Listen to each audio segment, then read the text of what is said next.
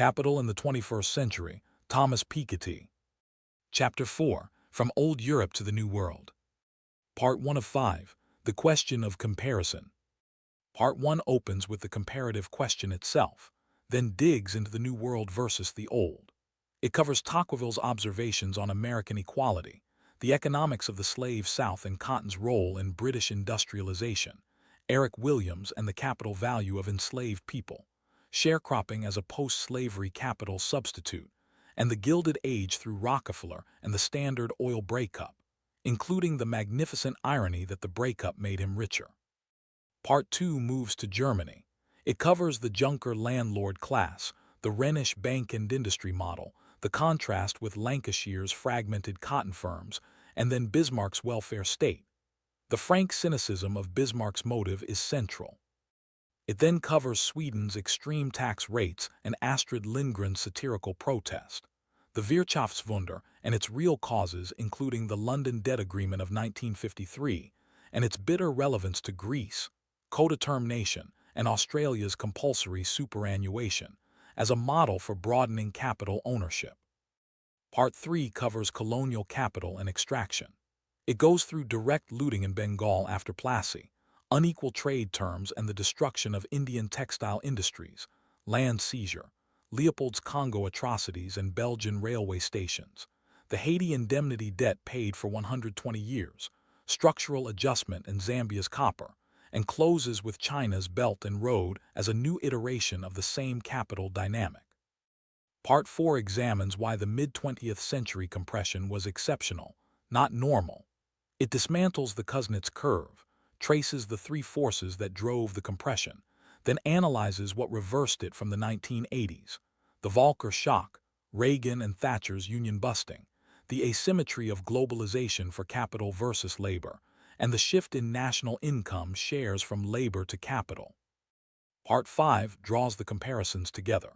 It contrasts the U.S. and France in daily life terms, analyzes the Yellow Vest movement as a legitimate response to regressive taxation, compares America 1970 to America 2024 as the same country making different political choices, and closes with Keynes's 1930 vision of an economy that serves human flourishing, asking why that vision remains unfulfilled despite unprecedented material abundance.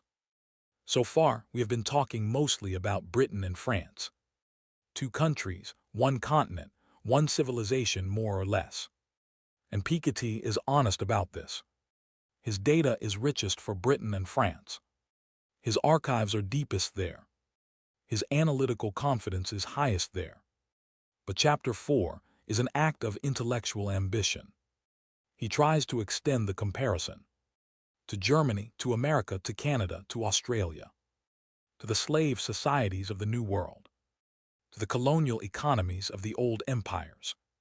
And in doing so, he asks a deeper question. Is the story of capital accumulation we traced in Britain and France a universal story? Or is it specifically European, specifically the product of particular institutions, particular histories, particular accidents? The answer, as with most interesting questions in economics, is both. There are universal dynamics. R exceeds G, capital accumulates, wealth concentrates. These tendencies appear across very different societies. But the rate at which they operate and the form they take varies enormously with history, geography, institutions, and politics. Understanding the variation is just as important as understanding the universal, because the variation tells us what can be changed. If the dynamics were identical everywhere, we might conclude they are natural laws, unavoidable, immutable. But when we see that America developed differently from France, that Canada developed differently from Britain, that Germany developed differently from both, we learn that capital structures are chosen. Not always consciously, not always wisely, but chosen. Let us start with the most obvious difference: the New World versus the Old World. When European colonists arrived in the Americas from the late 15th century onward, they encountered a fundamentally different world than what they had left behind in Europe. In Europe, crowded, land scarce relative to labor, long-established property rights, densely inhabited territory. In the Americas, vast, land apparently abundant, indigenous populations devastated by disease and violence, an enormous frontier. These different starting conditions produced different economic structures, and those structures shaped the capital-to-income ratio in ways Piketty's data captures. In North America, land was cheap because it seemed limitless. If you could not make a living where you were, you could go further west. Squatters could claim land, small farmers could own their plots. This abundance of land meant labor was relatively scarce, which meant wages were relatively high, which meant capital accumulated more slowly relative to income. The capital-to-income ratio in the United States in the early 19th century was lower than in Britain or France. America was a society where work paid better, relatively speaking, where the gap between the wealthy and the ordinary was narrower, relatively speaking. Alexis de Tocqueville, the brilliant young French aristocrat who visited America in 1831, noticed this immediately. He wrote that America had a passion for equality, unlike anything in Europe. He meant not just political equality. He meant social equality, a texture of daily life where class distinctions were less rigid, where a man might eat at the same table as his employer, where deference to titles was simply not the norm. This was a product, in large part, of the economics. When labor is scarce and land is cheap, social hierarchies based on ownership of scarce resources have less purchase. But here is the crucial complication. And it is not a footnote, it is not a caveat. It is the central fact that shapes everything about the American economic story. In the southern colonies, and then the southern states, the labor scarcity problem was solved in the most brutal way conceivable. By importing enslaved Africans. Millions of people, torn from their communities, transported across the Atlantic in conditions of deliberate degradation, bought and sold and worked and bred as capital assets. The scale of this needs to be understood in economic terms, not just in moral terms. The moral horror is clear, but its economic architecture is less often discussed. The slave economy of the American South was enormously productive in a very specific sense. It produced cotton, and cotton in the 19th century was the most important industrial commodity in the world. British textile mills ran on southern cotton. The Industrial Revolution in Britain was powered, in significant part, by enslaved labor in America. This is a connection that neither country particularly likes to acknowledge, but it is economically incontestable.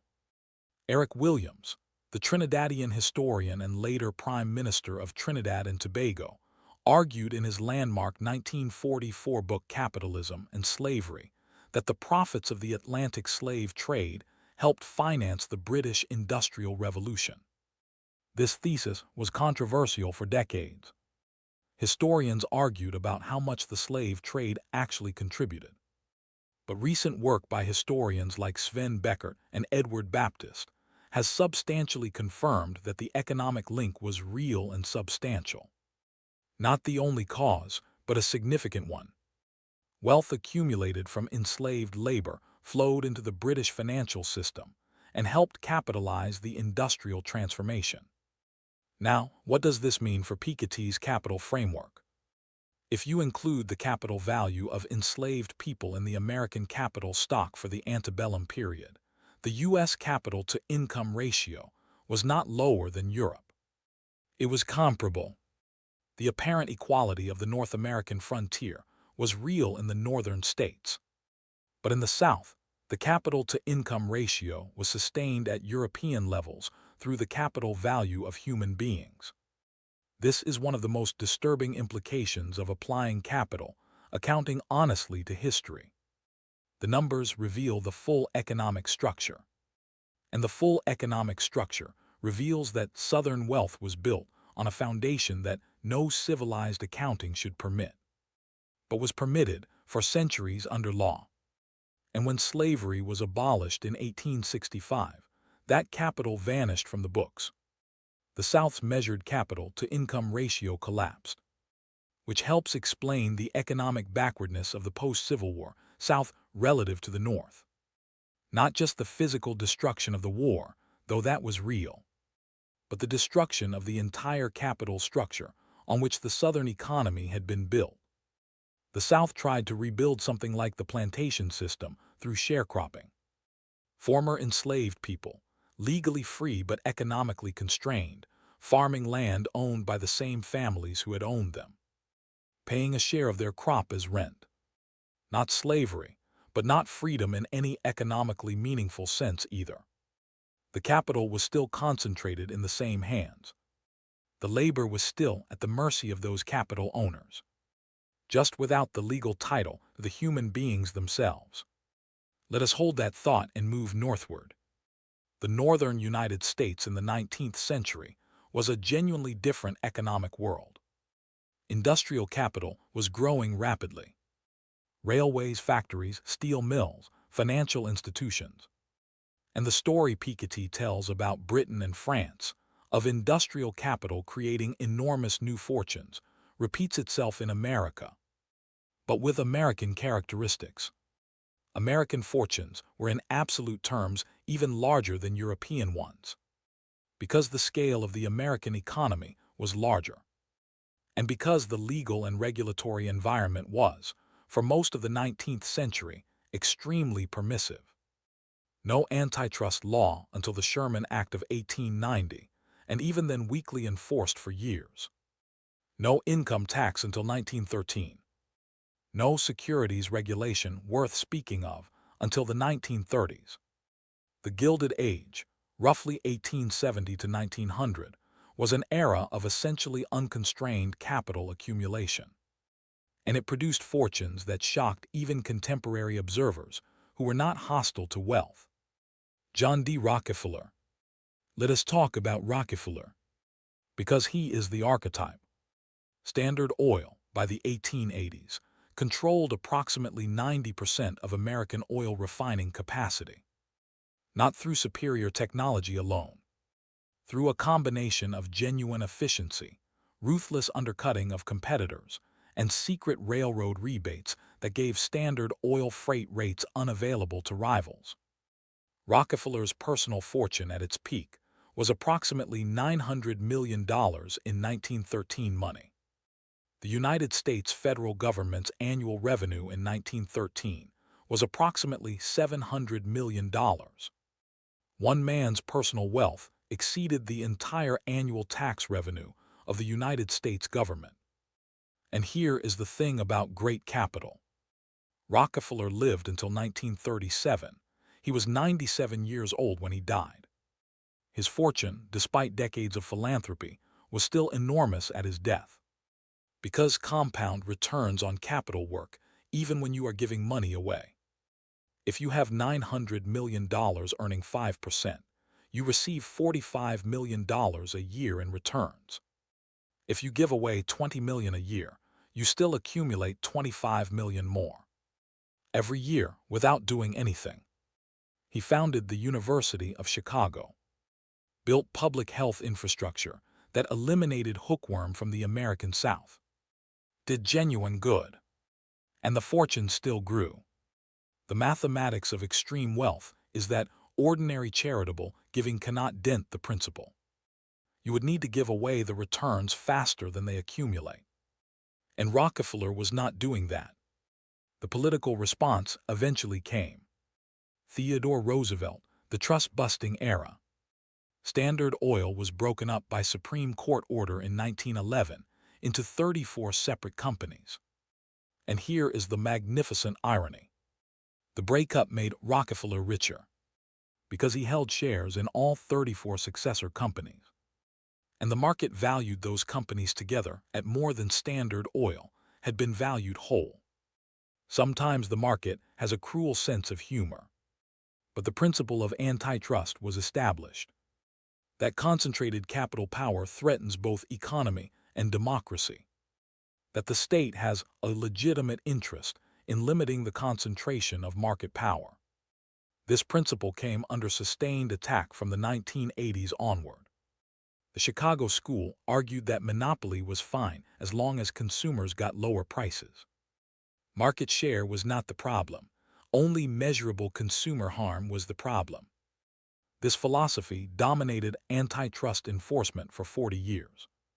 And during those 40 years, concentration increased dramatically across industry after industry.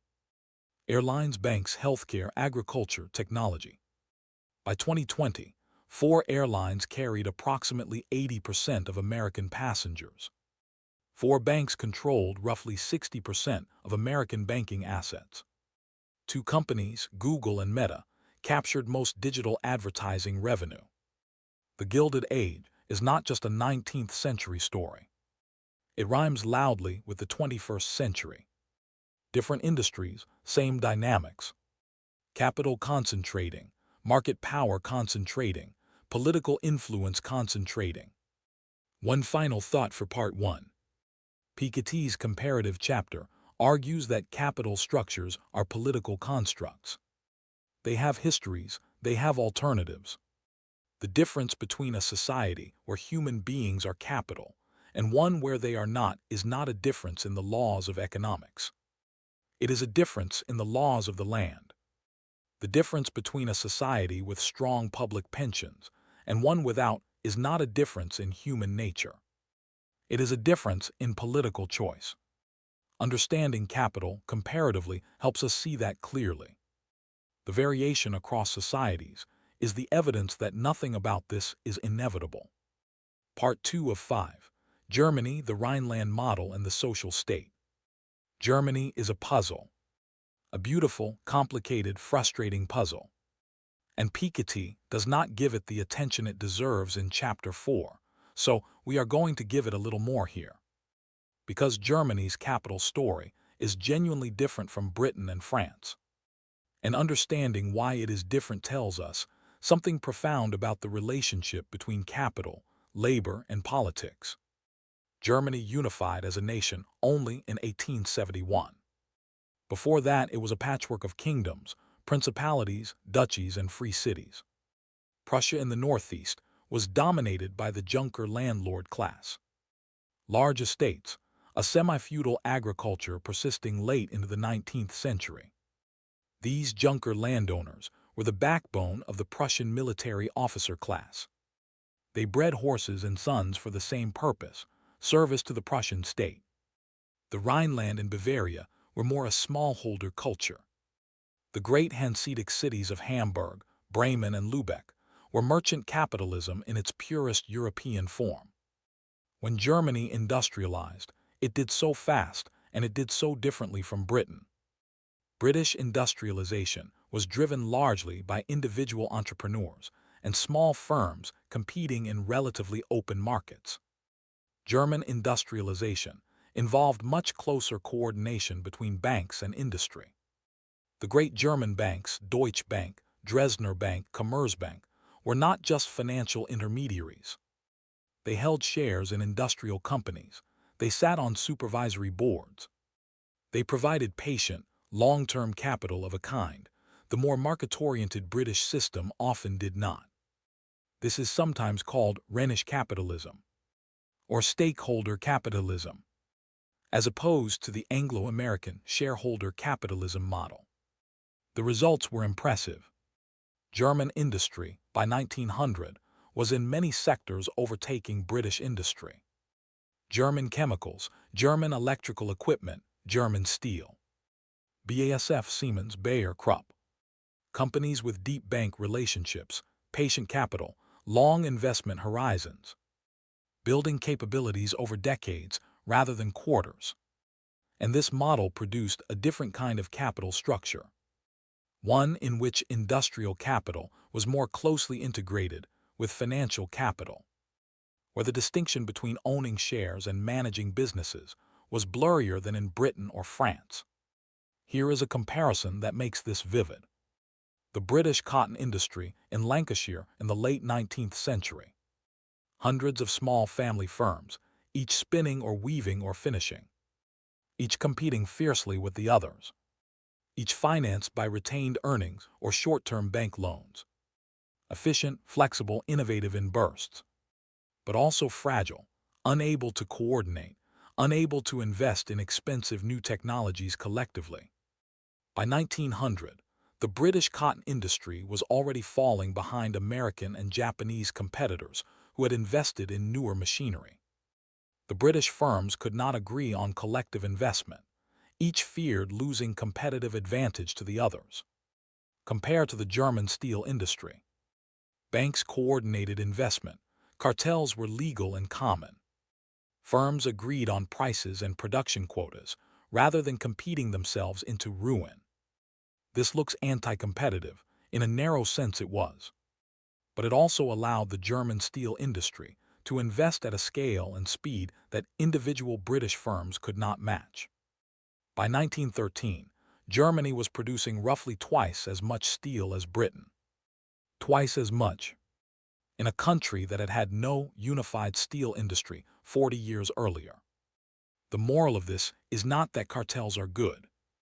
It is that the relationship between market structure, capital allocation, and industrial development is complicated. Competition has virtues, but so does coordination. The optimal mix depends on context, and the context is always political as well as economic. Now Bismarck. Otto von Bismarck is one of the most underrated figures in economic history. He is remembered primarily as the Iron Chancellor, who unified Germany through blood and iron. The master diplomatist who outmaneuvered everyone in European politics for 3 decades.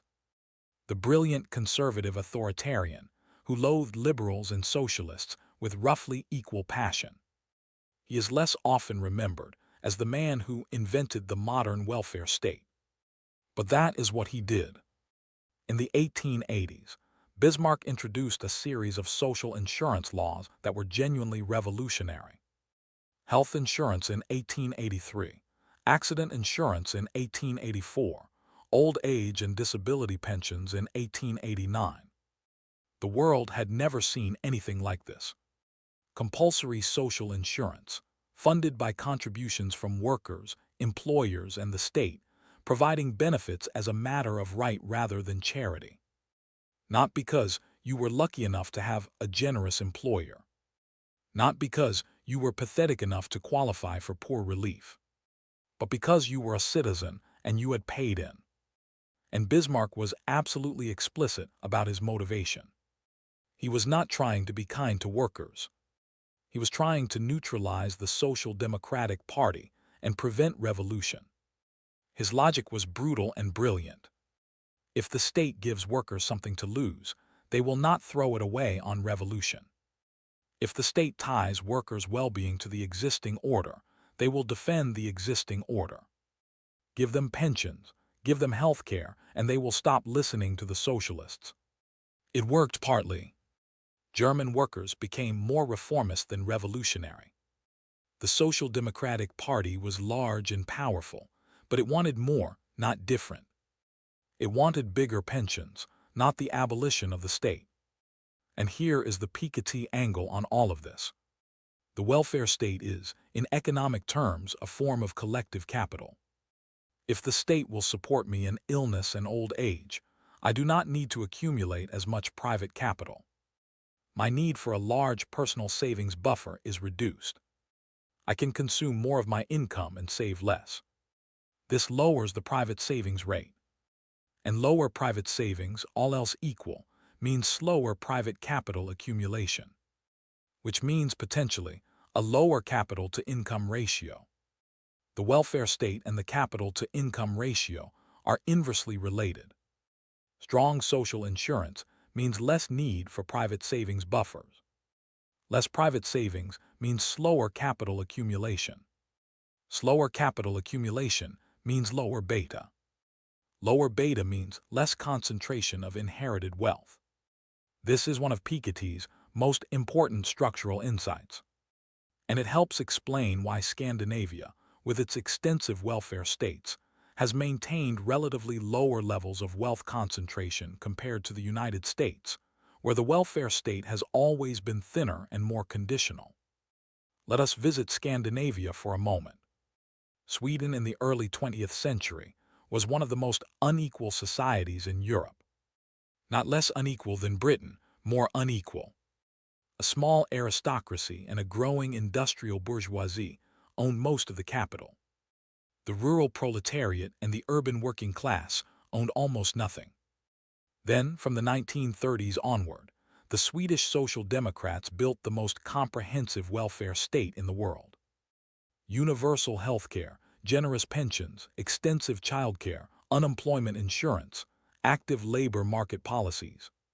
Financed by progressive taxation that, at its peak in the 1970s, reached extraordinary levels. The marginal income tax rate in Sweden in the mid-1970s was over 100% on very high incomes, when local taxes were added to national taxes.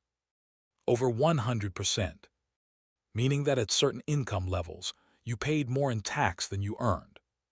The economist and author Astrid Lindgren, who wrote the Pippi Longstocking books, famously complained in a satirical article that she was paying 102% in marginal tax. The article caused a scandal, partly because it was brilliantly written, mostly because the numbers were correct. Sweden eventually reformed its tax system in the 1990s, moving toward lower and flatter rates. But by then, the welfare state had done its work. Wealth had been compressed, public capital had been built. Social trust was high, inequality was low. And the Swedish economy was growing strongly. The lesson Piketty draws is that a strong welfare state does not necessarily destroy economic dynamism. Sweden, Denmark, Norway, Finland, all highly taxed, all with extensive public capital, all rank among the most innovative and productive economies in the world. The trade-off between equality and efficiency is real at the extremes. But across the realistic range of policy choices, it is much weaker than its opponents claim. Now let us talk about Germany's post-war experience in more detail, because it is one of the great economic stories of the 20th century. And like all great stories, it has been misremembered. The Wirtschaftswunder, the economic miracle. West Germany's astonishing recovery from total devastation in 1945 to becoming the dominant economy of continental Europe by the mid-1960s. The standard telling goes like this. Germany was destroyed. Then it had free markets and a stable currency and hard work. And it grew because free markets work, the end. This telling is not false, but it is radically incomplete. What actually happened? First, Marshall Plan aid from the United States. About $1.5 billion to West Germany between 1948 and 1952. This is not nothing, but it is also not the whole story. Second, currency reform in 1948. The introduction of the Deutschmark replaced the worthless Reichsmark. This was designed by economists including Ludwig Erhard. It wiped out financial savings held in Reichsmarks, which was brutal for those who had saved. But it also wiped out debts, and it created a clean monetary foundation for growth. Third, debt forgiveness. The London Debt Agreement of 1953 canceled or restructured approximately half of West Germany's external debts. This is crucial and almost never mentioned in the Wirtschaftswunder mythology. Germany was given a clean slate. Its debts were reduced to a level it could actually manage. The same grace was not extended to Greece in 2010, which is a bitter irony that Greek negotiators did not fail to mention. Repeatedly. Fourth, human capital.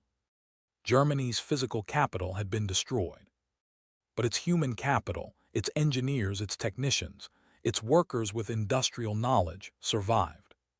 You can bomb factories. You cannot bomb expertise. German industry, rebuilt using knowledge accumulated over decades. The machine tool knowledge, the chemical engineering knowledge, the automotive knowledge. It was all still there, in the heads of the people who had built it. Fifth, the social market economy. West Germany did not simply adopt Anglo-American free market capitalism. It created the Sozialmarktwirtschaft, the social market economy. Markets, yes. Competition, yes. but also strong unions with real bargaining power. Codetermination, laws giving workers seats on supervisory boards of large companies. Generous welfare state provisions. Active industrial policy. This is not laissez-faire, it is managed capitalism. And it produced decades of strong, relatively equitably shared growth. The codetermination system deserves special attention. In Germany, companies above a certain size are required to have worker representatives on their supervisory boards. In the largest companies, workers hold half the seats. This means that major strategic decisions, investment choices, decisions about plant closures and relocations, require negotiation between capital owners and worker representatives. The result is not that German companies are paralyzed. The result is that German companies are slower to fire workers in downturns, slower to offshore production purely for short-term cost savings, more likely to invest in worker training. And the evidence suggests that this approach, while sometimes frustrating for pure shareholder value maximizers, produces better long-run corporate performance. German companies like Volkswagen, Bosch, and Siemens have maintained industrial capabilities in Germany that British or American companies in similar industries have long since offshored. Piketty would note this as evidence that the division of returns between capital and labor is not simply determined by market forces. It is shaped by the institutional arrangements governing the relationship between capital and labor. Change the institutions, change the distribution. Germany chose, after the catastrophe of Nazism and war, to build institutions that gave labor a stronger voice. Not out of pure altruism, out of a collective memory of what happens when economic despair meets political extremism. The Weimar Republic had failed partly because extreme inequality and economic insecurity made large parts of the German population receptive to radical politics. The architects of the post-war settlement were determined not to repeat that. This is, in the end, the deepest lesson of the German case. Capital accumulation and its political consequences are not just economic questions. They are questions about what kind of society people can tolerate living in, about what economic conditions make liberal democracy stable, about how much inequality a republic can contain before something breaks. Germany in 1933 gave one answer to those questions. Germany after 1945 tried to give a different one, and for several decades it largely succeeded. The challenge, in Germany as everywhere, is whether the political will to maintain those institutions survives into a new era. German wage growth stagnated significantly in the 1990s and 2000s. The Hartz reforms under Chancellor Schroeder weakened worker protections and expanded precarious employment. Inequality rose, though from a lower base than in Britain or America. The codetermination system still exists, the welfare state still functions. But the pressure on both has been relentless. And the political consequences of that pressure became visible with the rise of the alternative for Germany, the AfD, from the 2010s onward. Economic insecurity feeding political extremism. A pattern Bismarck understood in 1883, and the founders of the Federal Republic understood in 1949. A pattern that seems to require relearning every generation. Let us now move to a quite different comparison, Canada and Australia. Both countries were British settler colonies. Both had abundant land and scarce labor. Both started with relatively low capital to income ratios compared to Britain. But they developed somewhat differently in their capital structures over the 20th century. And those differences illuminate again how much politics shapes capital. Canada built a more extensive welfare state than the United States. Universal health care, introduced federally in 1966. A more generous unemployment insurance system. A pension system with a larger public component. The result, over decades, has been somewhat lower inequality than the United States despite very similar cultural and economic starting points. Not dramatically lower, not Scandinavian levels, but measurably lower wealth concentration, measurably lower poverty rates. Australia went further in some respects. The compulsory superannuation system, introduced in 1992, requires employers to contribute a percentage of wages into retirement savings accounts for all workers. Currently set at 11%, rising to 12%. This is remarkable from a Piketty perspective. It is a policy designed to ensure that workers accumulate capital. Not just the already wealthy, all workers. The total assets in Australian superannuation funds now exceed 3 trillion Australian dollars, more than Australia's annual GDP. This is an enormous pool of capital held on behalf of ordinary workers. Not perfectly distributed, the wealthy still accumulate more. But the policy has meaningfully broadened the ownership of capital compared to what it would otherwise be. Piketty would endorse the principle, if not necessarily the specific mechanism. If the problem is that capital is too concentrated, then policies that broaden the ownership of capital are part of the solution. Not just taxation of existing capital, but active policies to help more people accumulate it. The United Kingdom introduced a watered-down version of this idea with the individual savings account system. Tax-free savings and investment accounts available to all, but without the compulsory employer contribution element, which means uptake has been much lower among lower-income workers. The voluntary version of capital broadening reaches those who already have spare income to save. The compulsory version reaches everyone. And reaching everyone is the point. Part 3 of 5, Colonial Capital and the Price of Empire. There is a chapter of economic history that mainstream economics textbooks have traditionally treated as a footnote, or not treated at all. The role of colonial extraction in building the capital stocks of European powers. Piketty touches on this. He does not dwell on it as long as the subject deserves. So we will give it more space here. Because it is impossible to understand the capital-to-income ratios of Britain, France, the Netherlands, Belgium, and Portugal in their imperial heyday without understanding what empire actually was, economically. Empire was, among many other things, a capital extraction system. Let us be precise about what this means. Extraction took several forms. First, direct looting. When the British East India Company consolidated control over Bengal after the Battle of Plassey in 1757, its officials engaged in systematic plunder.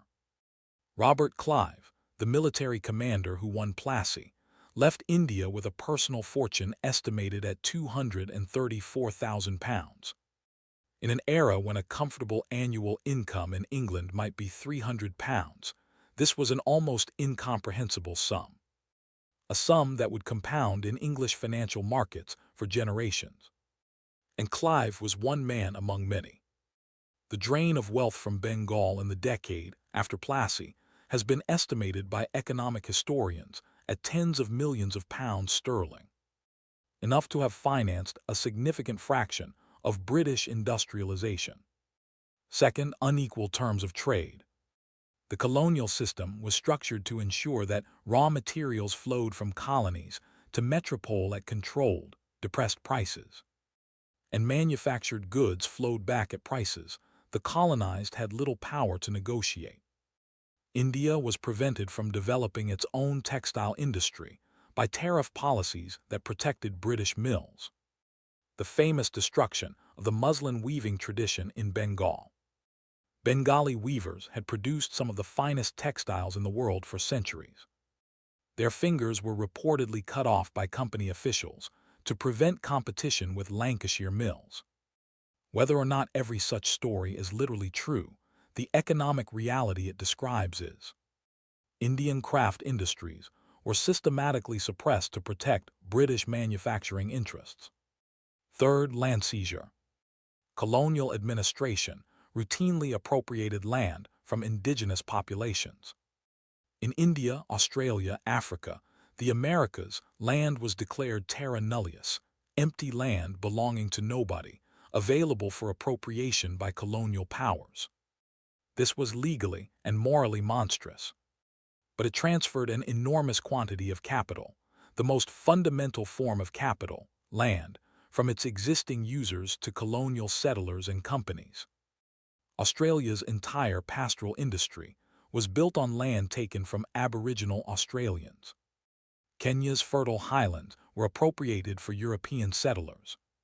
South Africa's best agricultural land was taken and maintained under apartheid's land laws until 1994. Fourth, forced and coerced labor. Even after formal slavery ended in British territories in 1833, systems of coerced labor continued. Indentured labor, where workers signed contracts binding them for years in conditions barely distinguishable from slavery, moved hundreds of thousands of Indians to Fiji, Trinidad, Guyana, Natal, and elsewhere. The Congo Free State, technically the personal property of King Leopold II of Belgium from 1885 to 1908, operated through a system of terror. Villages were given rubber quotas. If they failed to meet them, hands were cut off. Millions died. The rubber extracted enriched Belgian investors and funded Belgian public works, including the grand railway stations that still stand in Brussels and Antwerp. Capital built on atrocity, with a very direct line from the severed hands of Congolese rubber tappers to the architectural splendor of a European capital. The economist Utsa Patnaik, working with Indian National Accounts data, has estimated that Britain drained approximately $45 trillion from India over the period of colonial rule, expressed in today's values. This figure is contested, the methodology is disputed. But even if the true number is a fraction of that estimate, it represents an enormous transfer of wealth. Wealth that capitalized British industry, that funded the national debt at favorable rates, that flowed into the country houses of the English aristocracy and the portfolios of the Edinburgh bourgeoisie. Why does this matter for Piketty's framework? Because when we look at Britain's extraordinarily high capital-to-income ratio in the Belle Epoque, we are looking at a number that includes colonial returns. The overseas investments, the plantation profits, the commodity extraction rents. Strip out the colonial component and the picture changes. The wealth of Victorian Britain was not simply the product of British thrift and British industry. It was substantially the product of a global economic system organized to extract value from colonized territories and people. And here is the contemporary resonance. When we discuss reparations today, when we discuss the moral debt that former colonial powers owe to formerly colonized nations, we are discussing a capital claim. The wealth that was extracted was real. The capital that wealth went into is still there, transformed, multiplied by compound returns over generations.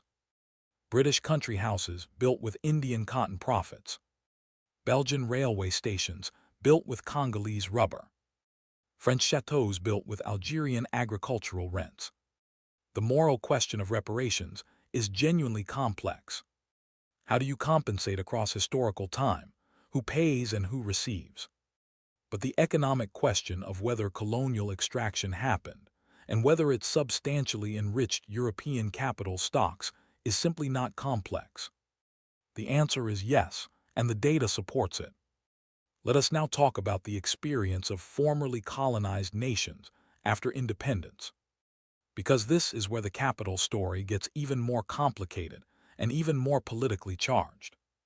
The wave of decolonization that swept through Asia and Africa between roughly 1947 and 1975 created dozens of new independent states. These states faced an extraordinary challenge. They were independent in political form, but deeply dependent in economic substance. Their capital infrastructure, railways, ports, mines, processing plants, plantations, had been built to serve the colonial economy, to move raw materials out of the country to European ports. not to integrate the internal economy, not to develop domestic industry, not to build national capital. The railways of Kenya run from the interior to Mombasa port. They do not run east to west in ways that might connect Kenyan regions to each other and build a domestic market. They run to the sea to facilitate export. This is infrastructure as extraction mechanism, not development mechanism. And it was largely what newly independent nations inherited. They also inherited debts. Debts the colonial powers had taken on, ostensibly to administer the colonies. Some newly independent nations were required to pay compensation to the departing colonial power for the loss of colonial assets. France required Haiti to pay an indemnity to French slaveholders for the loss of their enslaved property following the Haitian Revolution of 1804. This debt, approximately 90 million gold francs, took Haiti approximately 120 years to pay off. 120 years of paying the descendants of the people who had enslaved you for the loss of your ancestors. It was only in 2022 that the New York Times published a detailed investigation of this debt and its crushing effect on Haitian development. The story contributed to a broader reckoning with the economic legacy of slavery and colonial extraction. The point is not simply moral outrage, though moral outrage is entirely appropriate. The point is that capital accumulation does not happen in a historical vacuum. The capital stocks of the wealthy world and the capital deficits of the developing world are connected. They were shaped by the same historical processes. Understanding one requires understanding the other. Let us now bring this to the present. The International Monetary Fund and the World Bank were created at the Bretton Woods Conference in 1944.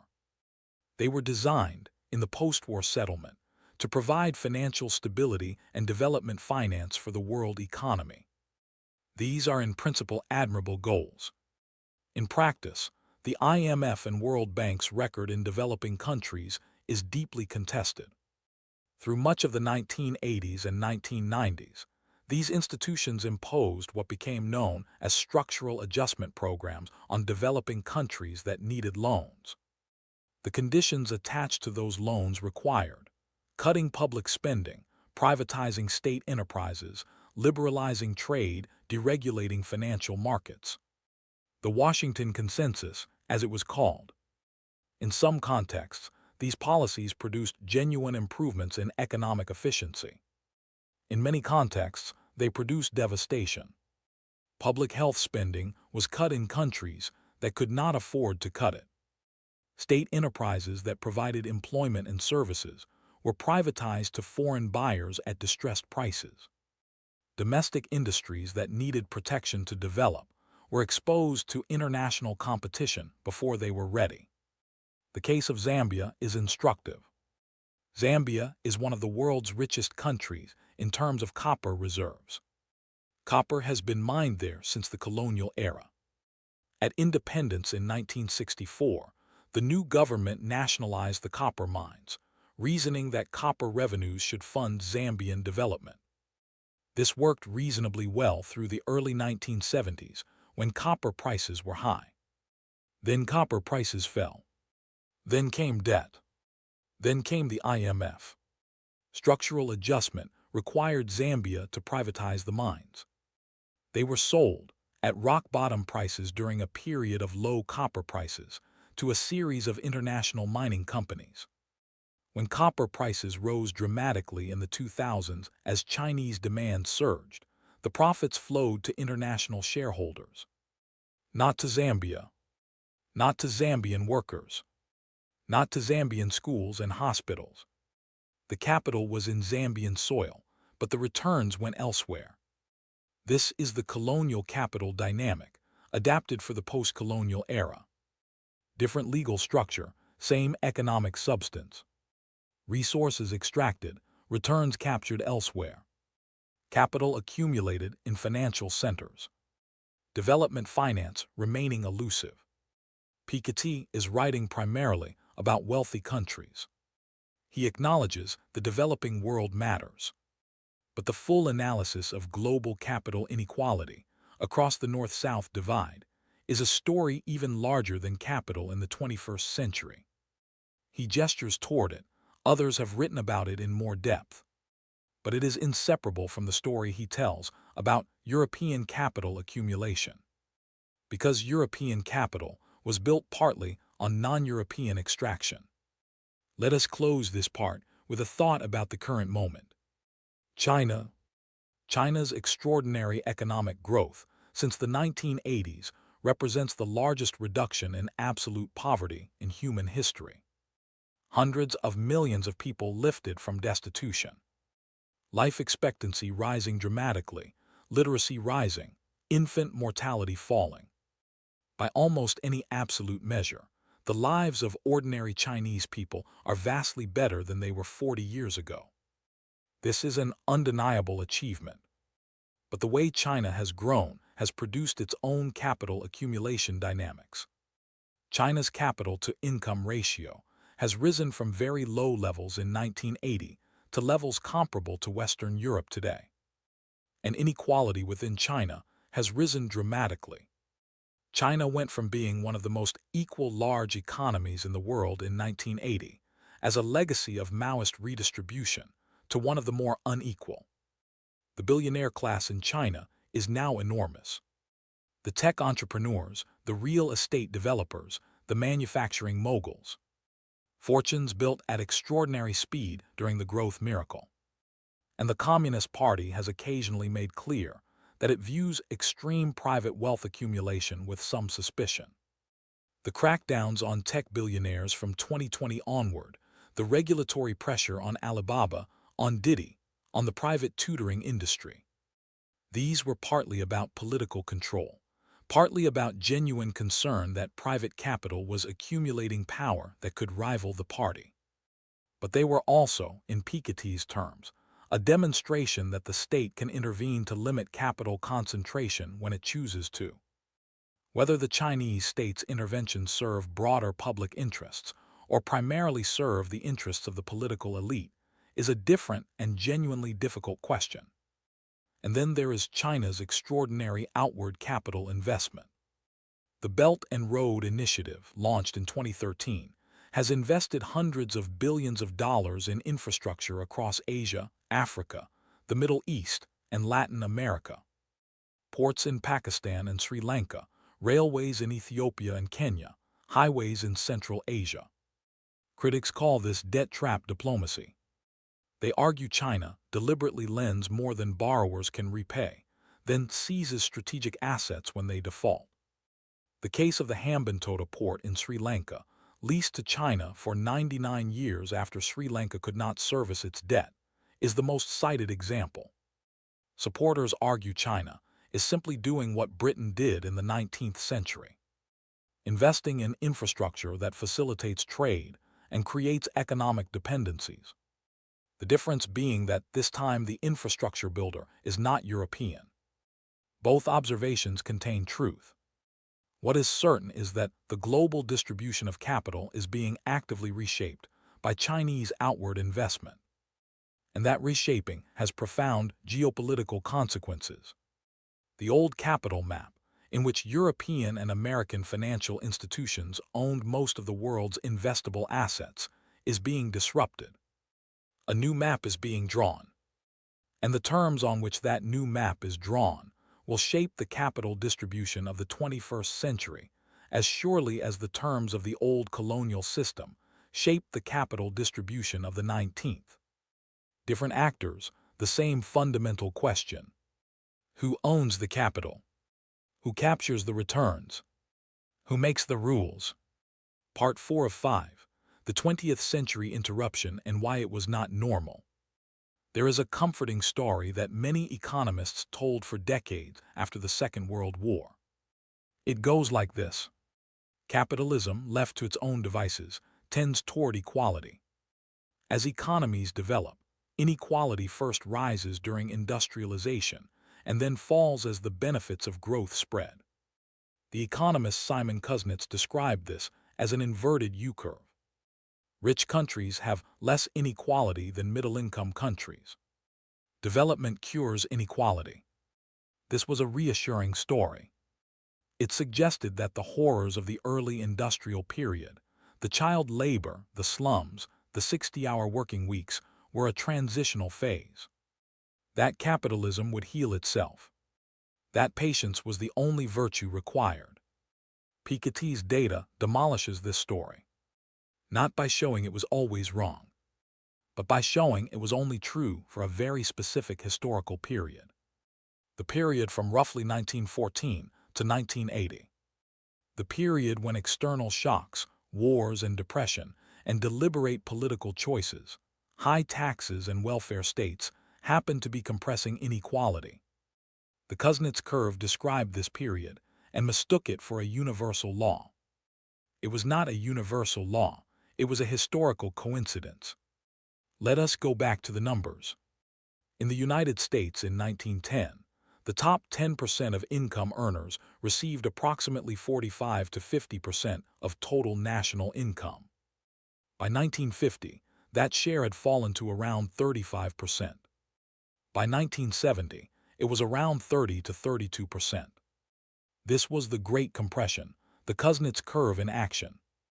Economists looked at this and said, "See, capitalism reduces inequality over time." Then something happened in the 1980s. The top 10% share started rising again. By 2000, it was back to 40%. By 2010, it had exceeded the 1910 level. The Great Compression was over. The Kuznets curve had been a one-time event, not a structural tendency. But why? Why did inequality fall so dramatically in the mid-20th century? And why did it rise again from the 1980s? Piketty gives a careful, multi-part answer. The fall was caused by three distinct forces acting simultaneously. First, the shocks themselves. The First World War destroyed physical capital and financial wealth through inflation and taxation. The Great Depression wiped out stock market wealth and forced debt restructuring on a massive scale. The Second World War destroyed yet more capital and brought the highest tax rates in history to finance it. These were not policy choices, they were catastrophes. And they compressed wealth partly because catastrophe is not equally distributed. Those with more to lose more in absolute terms. Second, the political response to crisis. The catastrophes of the first half of the century delegitimized the old economic order. The financial elites had presided over a depression that put a quarter of the American workforce out of work. The industrial barons had profited from wars in which workers' sons died. The political space for radical redistribution opened up. Roosevelt's New Deal, the British post-war labor government, the French welfare state, the German social market economy. Massive progressive taxation, strong labor unions, capital controls. These were political choices made by democratic governments in response to crisis. And they compressed inequality further. Third, rapid growth. When economies grow at 4 or 5% per year, as they did in the post-war boom, the gap between returns on capital and economic growth narrows. G approaches R. Fast growth means that the income of workers rises quickly in absolute terms.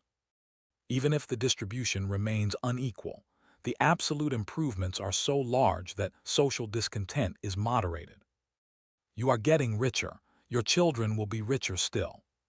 The fact that someone else is getting richer faster is easier to tolerate when you are clearly gaining. All three of these forces operated together from roughly 1914 to 1975. They created the society that many people in wealthy countries still regard as the natural order. The stable job, the rising wage, the accessible home ownership, the funded pension, the free university education. None of this was the natural order. It was the temporary product of unique historical circumstances. And when those circumstances changed, the natural tendency of capital accumulation reasserted itself. What changed from the 1980s? Several things, overlapping and mutually reinforcing. The oil shocks of the 1970s ended the post-war growth miracle. Growth slowed. The political bargain that had been possible during fast growth became harder to sustain. Labor unions had built their bargaining power in an era of full employment and rapid growth. When unemployment rose and growth slowed, their power eroded. Employers who had been willing to share the fruits of growth during the boom became far less accommodating during the slowdown. Reagan and Thatcher brought a new ideological framework, one that explicitly rejected the post-war settlement, that treated the welfare state as an impediment to growth, that saw taxation as an enemy of dynamism, that idealized the market and was suspicious of the state. And they had the political power to translate this ideology into policy. Tax cuts, deregulation, privatization, union busting. The breaking of the unions deserves particular attention, because it was not just an economic event, it was a deliberate political project. Reagan's firing of striking air traffic controllers in 1980 was a signal to employers everywhere in America that the federal government would not protect workers who took industrial action. The signal was received. Union membership declined sharply through the 1980s and 1990s. Thatcher's defeat of the miners' strike of 1984 to 1985 was the same signal in Britain. 12 months, the longest and most bitterly fought industrial dispute in post-war British history. Entire communities destroyed, a way of life ended. And the signal sent that collective labor action would not be permitted to challenge capital. The political economy of labor's defeat matters enormously for capital accumulation. When labor unions are strong, they compress the wage distribution. They raise wages at the bottom relative to the top. They transfer income from capital to labor through collective bargaining. They reduce the share of national income going to profits. And they give lower-income workers more to save, potentially accumulating capital themselves. When unions are weakened, the reverse happens. The wage distribution widens, profit shares rise. Capital accumulates faster. Beta rises. Inequality rises. This is not theoretical, the data shows it clearly. The period of strong unions in the United States, from the 1930s to the 1970s, correlates precisely with the period of compressed inequality. The period of union decline, from the 1980s onward, correlates precisely with rising inequality. The correlation is not perfect, causation is complex. Technology, globalization, and other factors also played roles. But the role of collective labor power in shaping the distribution of income from capital is large and real. Let us now look at globalization, because it is the explanation most commonly offered by economists for rising inequality from the 1980s onward. And it is partly right but substantially misleading. The standard story goes, trade with low-wage countries reduced demand for low-skilled workers in wealthy countries. This reduced wages for less educated workers, which widened the income distribution. But it also reduced prices for consumers, especially poor consumers who spend more of their income on goods. And it lifted hundreds of millions of people out of poverty in developing countries. So the overall effect was, on balance, good, even if painful for some. This story is not wrong, but it is incomplete in important ways. First, the distributional effects were not managed. Workers who lost manufacturing jobs were told to retrain and adapt. In principle, the gains from trade were large enough that the winners could compensate the losers and still come out ahead. In practice, the compensation largely did not happen. The winners kept their winnings, the losers bore their losses. The communities of the American Rust Belt, the Welsh Valleys, the Lancashire mill towns. These places did not receive the benefits of global trade. They received its disruption. And their political responses from the 2010s onward have been legible. Brexit, Trump, the political earthquake of deindustrialized communities turning against the economic orthodoxy that failed them. Second, globalization did not affect capital the same way it affected labor. Capital became more mobile internationally through the same period that labor became less so. Capital could move to wherever returns were highest. Workers could not freely move to wherever wages were highest. This asymmetry is crucial. Globalization strengthened the bargaining position of capital relative to labor. A corporation can credibly threaten to move production offshore. Workers cannot credibly threaten to move their community offshore. The threat gives capital leverage, and leverage translates into a larger share of the income. Third, the distributional effects of capital income from globalization are extremely concentrated. The profits from selling into Chinese consumers or manufacturing with Vietnamese labor flow to shareholders. Shareholders are disproportionately wealthy. So the gains from globalization are captured disproportionately at the top of the distribution. This is not a failure of globalization per se. It is a failure to design the rules governing globalization in a way that broadly shares the benefits. The rules were designed primarily by and for capital owners, which should not surprise us. Capital owners have more resources to devote to rule-making than workers do. Now let us look at what happened to capital income shares through this period. In the 1970s and early 1980s, labor's share of national income in most wealthy countries was at or near its historical peak. Workers, collectively, were receiving a higher proportion of what the economy produced than at almost any previous point in history.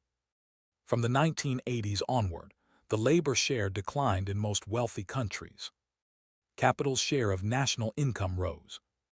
In the United States, labor's share of national income fell from approximately 65% in the 1970s to approximately 58% by 2010. 7 percentage points. 7 percentage points of U.S. national income is approximately $1.5 trillion per year. Every year, $1.5 trillion that would previously have gone to workers in wages and benefits instead goes to capital owners as profits and returns. That is the scale of the shift. Not in isolated years, every year. Accumulating, compounding. And that shift in the flow of income between labor and capital feeds the stock of private capital. More income to capital owners means more capital accumulation, which means a higher capital-to-income ratio, which means more income to capital owners next year. The circle is self-reinforcing. There is a concept in macroeconomics called the natural rate of unemployment. The idea that there is some minimum level of unemployment consistent with stable inflation. This is a technical concept, but it has a distributional politics. Because low unemployment strengthens workers' bargaining power. When jobs are plentiful, workers can credibly threaten to quit and go elsewhere. When unemployment is high, workers accept whatever terms are offered. Central banks that target the natural rate of unemployment are, in effect, managing the balance of power between labor and capital. When they raise interest rates to slow the economy and increase unemployment, they are, among other effects, weakening workers' bargaining position. This is not a conspiracy. It is not the explicit intention. But it is the distributional consequence. And understanding that consequence is part of understanding why monetary policy is not politically neutral. Pause 800 MS. The Federal Reserve in the early 1980s under Paul Volcker raised interest rates to nearly 20% to break inflation. This caused a severe recession. Unemployment rose sharply. Inflation was broken. And the balance of power between labor and capital shifted decisively toward capital, from which in many respects it has not returned. Piketty does not make this argument explicitly, but his data implies it. The turn of the 1980s was not just a change in tax policy or union law. It was a comprehensive realignment of the political economy in favor of capital. And that realignment has driven the rise in the capital-to-income ratio that he documents so carefully.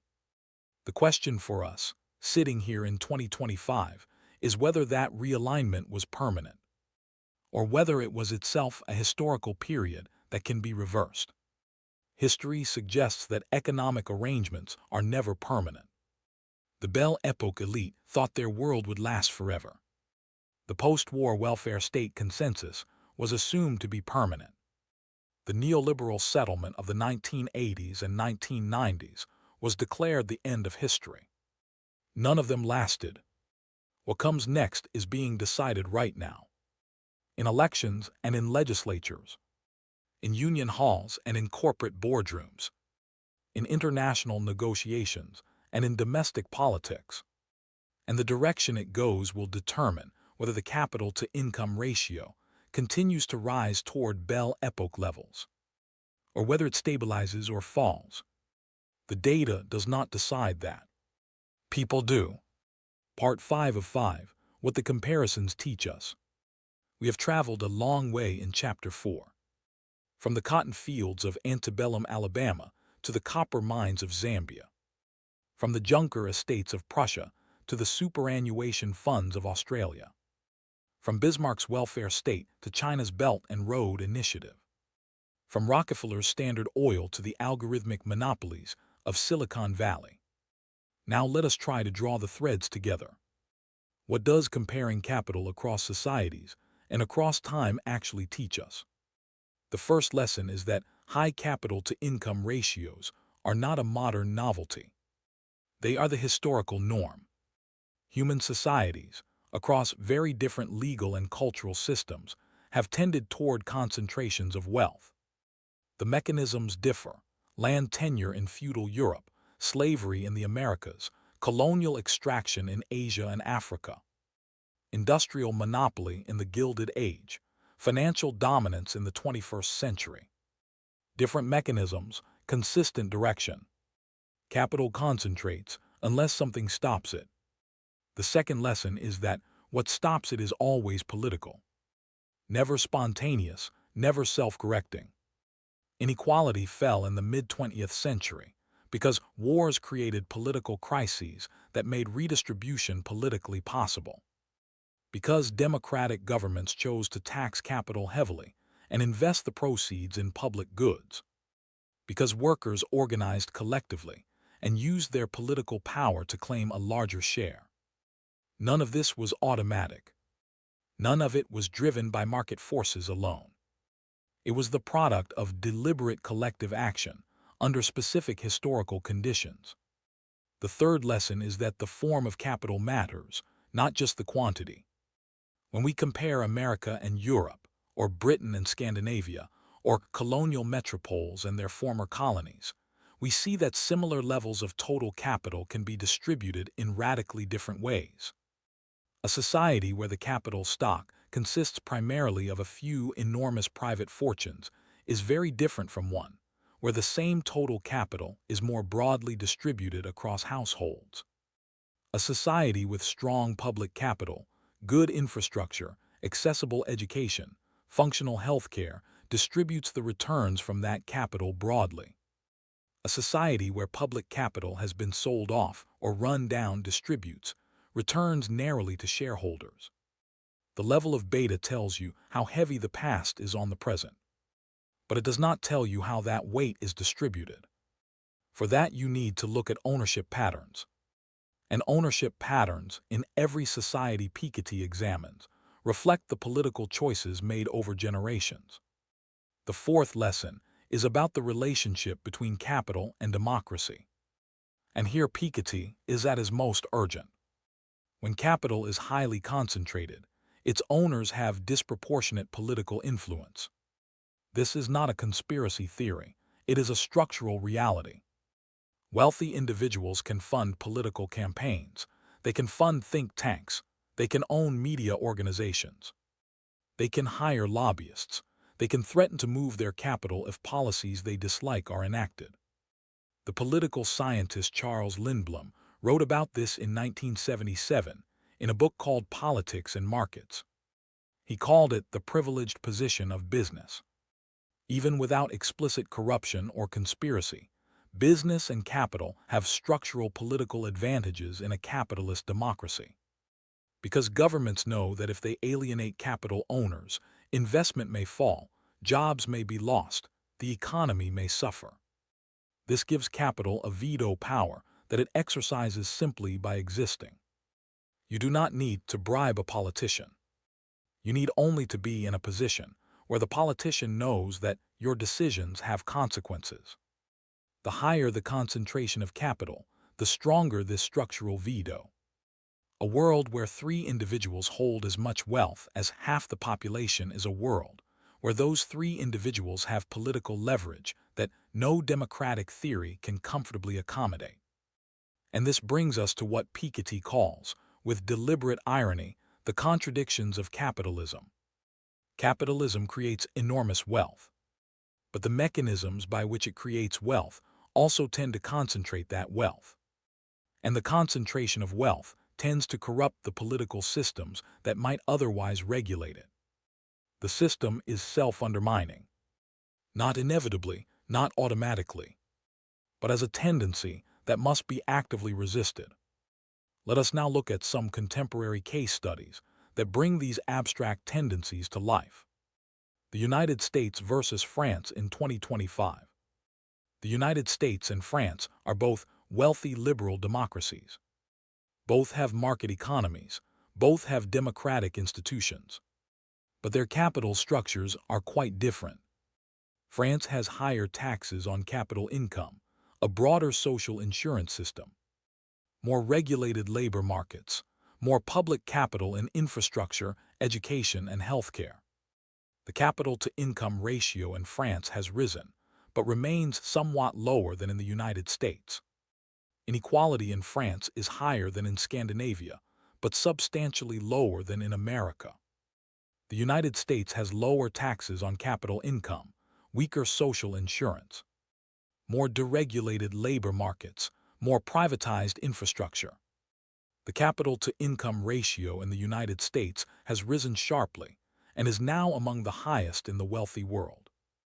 Inequality in the United States is now approaching levels not seen since before the New Deal.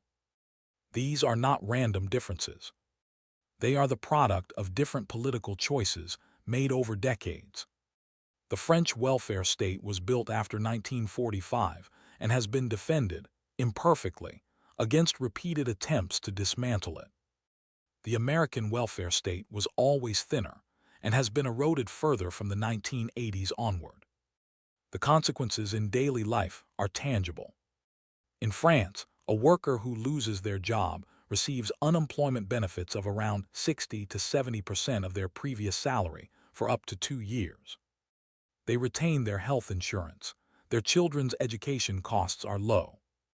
In America, a worker who loses their job receives unemployment benefits of typically 40 to 50% of salary for a maximum of 26 weeks in most states. Their health insurance is tied to their employment and disappears with it. Their children's university education is funded largely by debt. One system provides a floor, a buffer. It reduces the urgency to take any job on any terms. It preserves some bargaining power. The other system creates a cliff edge. You fall off and you fall hard, which maximizes the desperation that capital can exploit. This is not an argument that France is perfect. It is not. French unemployment has historically been higher than American. The French welfare state has been struggling with long-term fiscal sustainability. And the French political system has its own dysfunction, as the Yellow Vest movement of 2018 and 2019 demonstrated. The Yellow Vests were largely lower middle class and working class people in small towns and rural areas. They were not poor by global standards, but they felt squeezed. They saw their purchasing power stagnating. They saw the urban professional class, the metropolitans, pulling ahead. They saw a government that increased fuel taxes for environmental reasons, without offering them any alternative. And they revolted. Roundabout blockades, burning cars on the Champs-Élysées. The most sustained popular uprising in France since 1968. Piketty himself was publicly sympathetic to the Yellow Vests. He wrote that the movement was a legitimate response to real economic injustice, that the French tax system, despite its progressive reputation, had become increasingly regressive in its effects on lower-income households. Value-added tax, the main source of French government revenue, is a flat rate on consumption, and poorer households spend a higher proportion of their income on consumption. So VAT is regressive. It takes proportionally more from those with less. While wealth taxes and capital income taxes have been reduced or shelved, the Yellow Vests were not wrong to feel that the system was not working for them. This is the political economy of capital concentration in action. When the tax burden shifts from capital to consumption, the distributional effects are felt in daily life. In the price of fuel, in the cost of food, in the stagnation of wages. And eventually people vote with their feet or their roundabouts. Let us now talk about a comparison that is rarely made but deeply revealing. The United States versus itself. America in 1970 and America in 2024 are the same country, technically. Same constitution, same democracy, same capitalism. Very different distributions of capital and income. In 1970, the top 1% of Americans received about 10% of national income. By 2024, that share was approximately 20%. In 1970, the ratio of CEO pay to average worker pay at large American companies was approximately 20-1. By 2024, it was approximately 300-1. In 1970, a factory worker in Michigan could support a family of 4, own a home, take 2 weeks holiday, and send their children to state university on a single income. By 2024, 2 earners with college degrees in the same city might struggle to afford a mortgage. What changed? Not the laws of economics. The laws of the land. Tax policy changed. Union power was crushed. Financial deregulation transformed capital markets. Trade policy opened domestic markets to low-wage competition without compensating those who bore the adjustment costs. Executive compensation norms changed, driven by stock option schemes that tied CEO pay to short-term share prices. Each of these was a choice, made by specific people in specific political contexts, with specific winners and specific losers. And the consequences compound over time. Higher capital income means more capital accumulation among the wealthy. More capital accumulation means more political influence for the wealthy. More political influence means more policies favoring capital. More policies favoring capital means more capital accumulation. The spiral is visible. The question is whether it is stoppable. Piketty thinks it is. And he ends chapter 4 with the same cautious optimism that runs through the whole book. The comparison across countries and across time is ultimately a source of hope, not despair, because it shows that things have been different, that policy choices have produced very different outcomes in societies with similar underlying economic dynamics, that the Nordic countries, with their high taxes and strong welfare states, have not sacrificed economic dynamism for equality. That Germany, with its codetermination laws and patient capital, has maintained industrial capabilities that the purer free market Anglo-Saxon model has lost. The variation is the argument.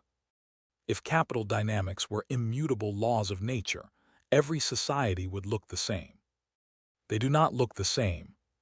The differences between societies reflect political choices that can be made differently. The question is whether the political will exists to make them. And here we must be honest. The political will in most wealthy countries in 2025 remains fragile. The international coordination required to tax mobile capital is partial and contested.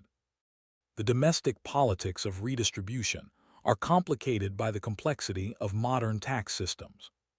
The ideological legacy of 40 years of capital-friendly economics runs deep.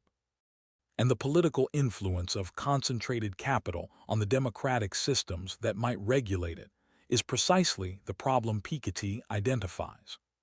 But the direction of discourse has shifted. The 2021 OECD minimum corporate tax was unimaginable in 2010. Serious discussion of a global billionaire tax at the G20 was unimaginable in 2015. The expansion of the U.S. child tax credit in 2021, which briefly reduced child poverty rates to their lowest recorded levels, showed that political will can produce rapid results. The expansion was allowed to lapse. Child poverty rates rose again, showing equally that political will can evaporate. But the experience demonstrated what is possible when the will exists. Let us close with a thought that connects the historical sweep of Chapter 4 to the present. Piketty quotes, near the end of his analysis, a passage from the economist John Maynard Keynes. Writing in 1930, at the depth of the Great Depression, Keynes looked forward and said, "The day is not far off when the economic problem will take the back seat where it belongs, and the arena of the heart and the head will be occupied, or reoccupied, by our real problems, the problems of life and of human relations, of creation and behavior and religion." Keynes was saying that material abundance was achievable, that the long human struggle against scarcity could be, in principle, resolved, that the economy could be made to serve human flourishing rather than vice versa. Nearly a century later, in the wealthiest societies in human history, with productivity and technology vastly beyond what Keynes could have imagined, the economic problem still consumes most of our political energy. Not because there is not enough. There is in aggregate more than enough. But because the distribution of that abundance is contested. Because the rules governing who gets what are politically determined. And because those rules are not neutral. The comparison across societies that Piketty undertakes in Chapter 4 is ultimately an argument for human agency. We are not governed by iron laws. We are governed by rules we have made and rules we can change. The capital-to-income ratio is not fixed. The distribution of wealth is not destiny. This is both a bracing conclusion and a heavy responsibility. Because if the outcomes are the product of choices, then we are responsible for the choices we make or fail to make. The old aristocracies who believed in the natural order of wealth and privilege at least had the comfort of believing it was not their fault. That God or nature had arranged things as they were. We do not have that comfort. We know it is the product of policy. We know it can be different. The question is what we are going to do about it. End of Chapter 4.